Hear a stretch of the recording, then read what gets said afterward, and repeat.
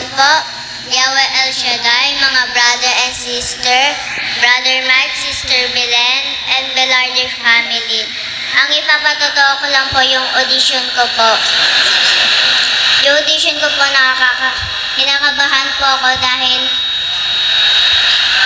baka po hindi po ako mapili. At salamat po kay Yahweh El Shaddai at isa po ako sa napili.